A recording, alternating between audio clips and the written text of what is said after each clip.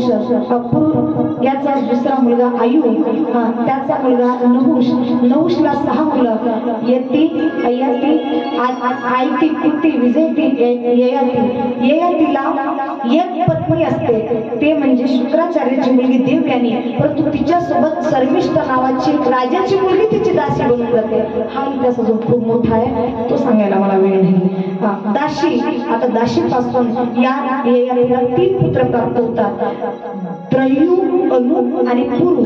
या पुरुपासून पांडव वंश सुरुवात होते।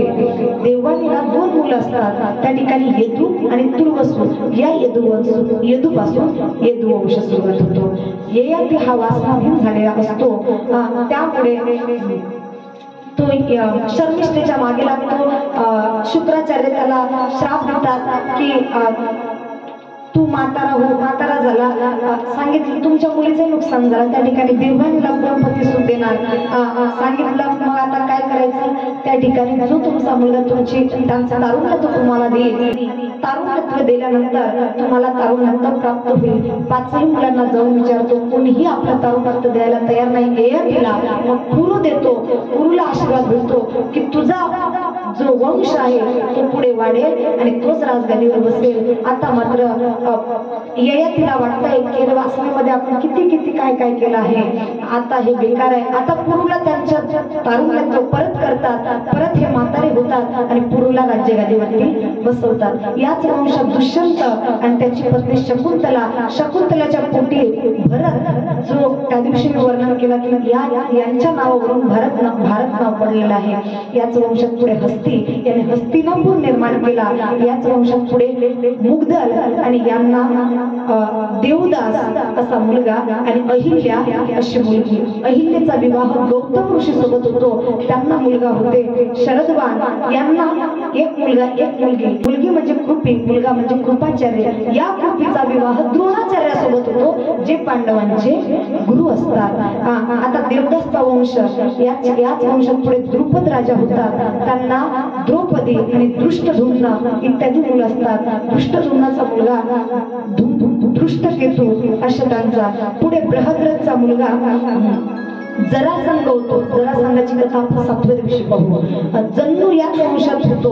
पुढे शंतनूचा विवाह गंगा सोबत होतो, जे मग ते मुलं आणि भीष्म त्यांचा मुलगा होतो, शेवट वाचला जातो। दशरथाची कन्या सत्यवती याच्यासोबत सुद्धा शंतनूचा विवाह होतो, त्याच्याकडून त्यांना 2 मुलं, चित्रांगद विचित्रवीर्य। चित्रांगद गंधर्वाच्या हातून मारला जातो। विचित्रवीर्याला 2 पत्नी असतात, अंबिका अंबालिका।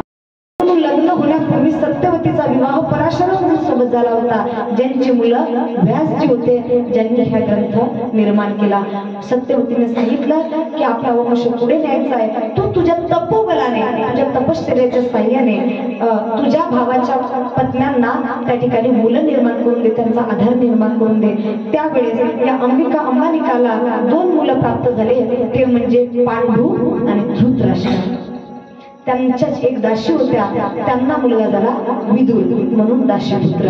आता धृतराष्ट्राचं लग्न गांधारी सोबत झाला, पांडूचं लग्न त्या ठिकाणी माद्री आणि कुंती सोबत झाला। परंतु यांना श्राप होता, कोणाचा? किंदम ऋषीचा श्राप होता। का? कारण किंदम आपल्या पत्नीसोबत संसार सुख घेत होते। हिरणीच्या विषामध्ये यांनी बाण मारला शिकारीच्या उद्देशाने, पत्नी मरून गेली। यांनी श्राप दिला, जसं मी स्त्री संग करत असताना माझा संसार उद्ध्वस्त केला, तू स्त्री संग करायला गेला तुला मृत्यू येईल, अशा प्रकारे पांडूला श्राप मिळाला। पण पुढे कुंती ही तपस्वी होती, तिला वरदान होता। कुंतीने आपली थोडीशी तपश्चर्या माद्रीला दिली, त्यामुळे अश्विनी कुमाराकडून माद्रीला नकुल सहदेव झाले, यम धर्मापासून युधिष्ठिर झाला, वायूपासून भीमसेन आणि इंद्रापासून अर्जुन। अशा प्रकारे 5 मुलं निर्माण झाले। या 5 एकच पत्नी द्रौपदी, परंतु वेगळ्या अजून पत्रा होत्या। अर्जुनाची सुभद्रा होती, सुभद्रेपासून त्या ठिकाणी अभिमन्यूची पत्नी उत्तरेपासून परीक्षिता तुझा जन्म झाला। एवढा विस्तार या ठिकाणी सांगितला। पुढे यदुवंशाचा वर्णन आणि याच ठिकाणी अशा प्रकारे 9वा स्कंद समाप्त होतो आणि 10व स्कंदाला प्रारंभ होतो। गोपाल कृष्ण भगवान की